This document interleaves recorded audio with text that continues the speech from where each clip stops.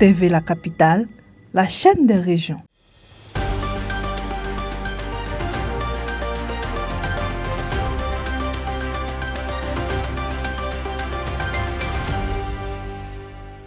La Direction régionale de l'éducation nationale et de l'alphabétisation de Yamoussoukro a organisé le 18 novembre 2025 à l'auditorium du lycée Mami Adjoa une session de formation au profit des encadreurs des clubs hygiène, santé, environnement et des conseils de vie scolaire.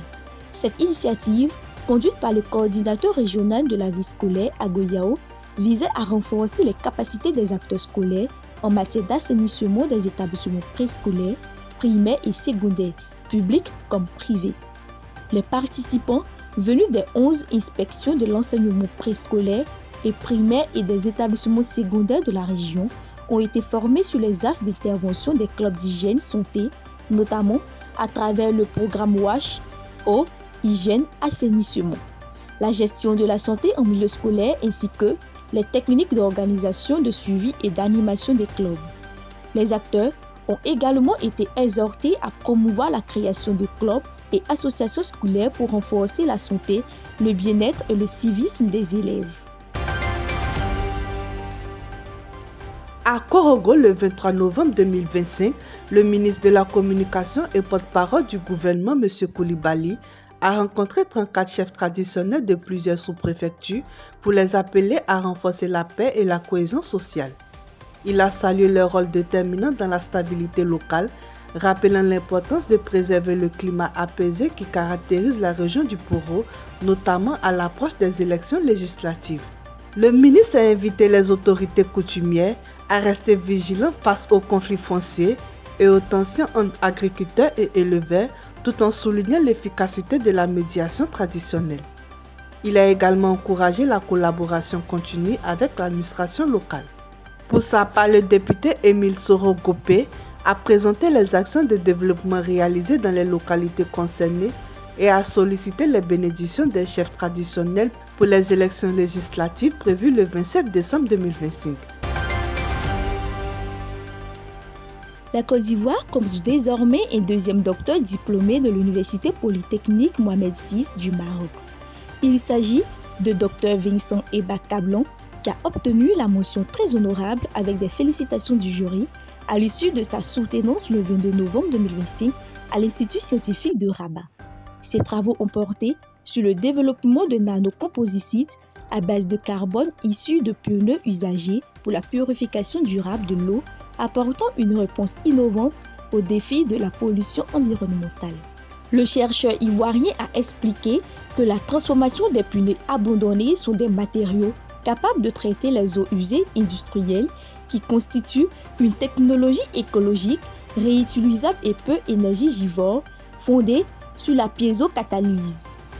Il a également salué les conditions de recherche offertes par l'UM6P qu'il a qualifié d'idéal pour une démarche scientifique rigoureuse. Formé initialement à l'université de Mans, Dr Vincent Eba devient ainsi le deuxième docteur ivoirien issu de cette université marocaine après Dr Gouablé Donessi. La place de la solidarité d'Abangourou a été entièrement renouvelée et modernisée par la mairie, selon le constat de l'AIP le 25 novembre 2025. Autrefois poussiéreuse et peu attrayante, elle a fait objet d'une réhabilitation complète, financée par fonds propres par la municipalité.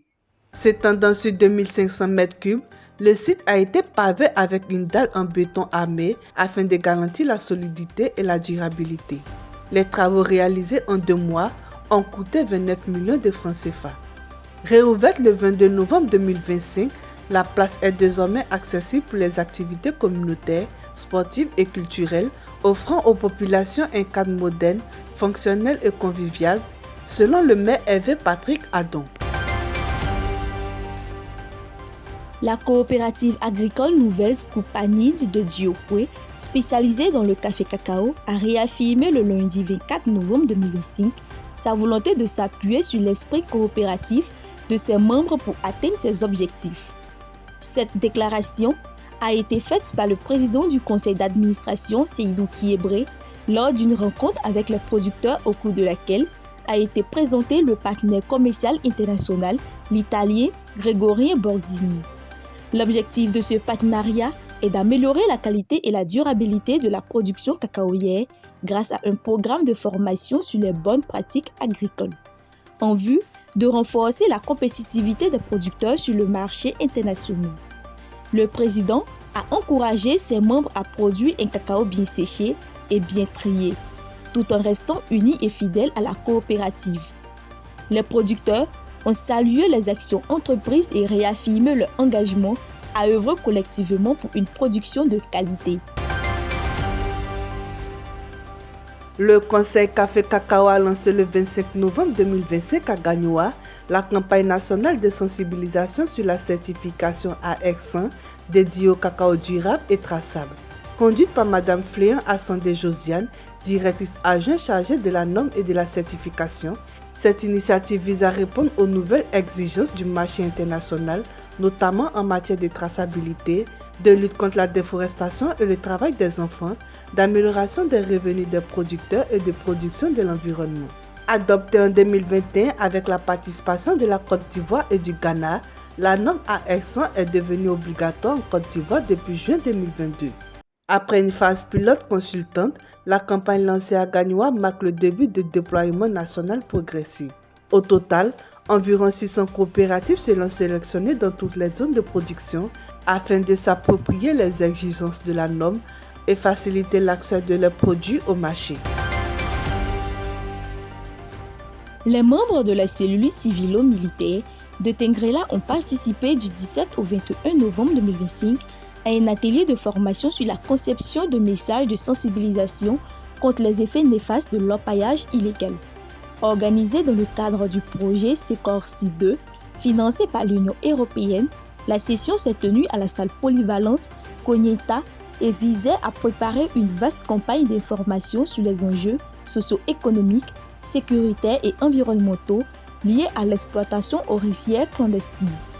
Au cours des travaux, les participants ont conçu et validé des supports de communication, affiches, visuels et spots radio adaptés aux réalités locales dans le but de promouvoir une exploitation artisanale responsable, renforcer la cohésion sociale et prévenir les conflits.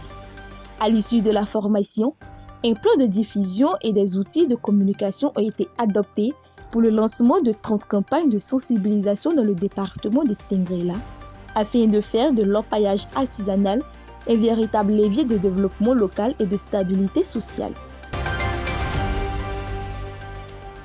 Le sous-préfet de Tiasalé Assalé Eze a invité les élèves le 24 novembre 2025 à respecter le consigne horaire en restant assidus au cours jusqu'à la date officielle des congés. Cette exhortation a été faite lors de la cérémonie d'honneur à l'emblème national au lycée moderne de Tiasalé.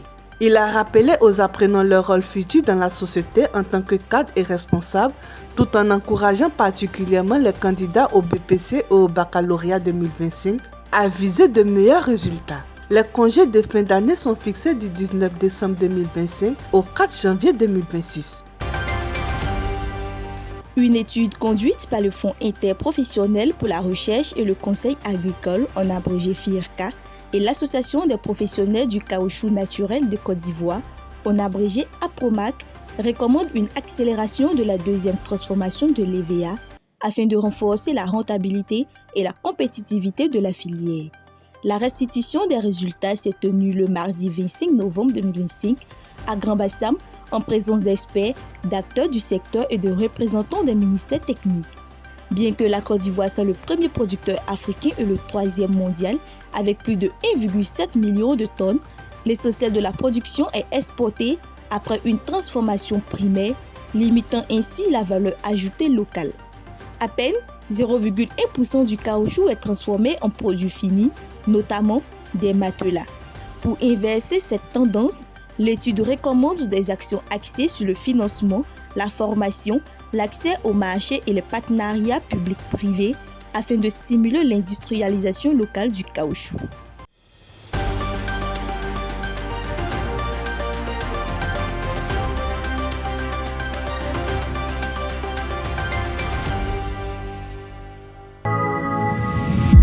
TV La Capitale, la chaîne des régions.